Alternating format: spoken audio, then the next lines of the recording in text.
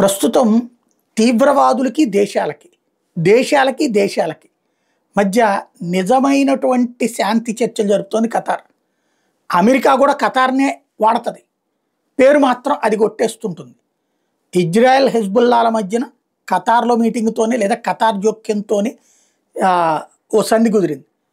అట్లాగే రేపు మాపు హమాస్ ఇజ్రాయెల్ మధ్య కూడా ఖతారే చేస్తుంది. నిజమైన శాంతిదూత అవార్డు ఇవ్వాలంటే ఖతార్ హెడ్కి ఇవ్వాల్సి ఉంటుంది. యాక్చువల్గా చూస్తే ఏదైతే రష్యా ఉక్రెయిన్ యుద్ధానికి సంబంధించి కావచ్చు, అమెరికా ఆఫ్ఘనిస్తాన్ అయితే ఖతారే ఆపింది. వాళ్ళిద్దరి మధ్యన చర్చలు జరిపించి రష్యా ఉక్రెయిన్ విషయంలో చిన్నపిల్లల అప్పగింత ఖతార్ జోక్యంతో నడిచింది. గాజాలో ఇజ్రాయెల్ బందీలు విడుదల కావచ్చు, లెబనాన్లో అంతర్యుద్ధాన్ని ముగించడం కావచ్చు, ఇట్లాంటివన్నీ కూడా ఖతారే చేసుకొచ్చింది. ఇప్పుడు ఇజ్రాయెల్ రష్యాల మధ్యన శాంతి వైపుకి తీసుకెళ్లే ప్రయత్నం అదే చేస్తోంది.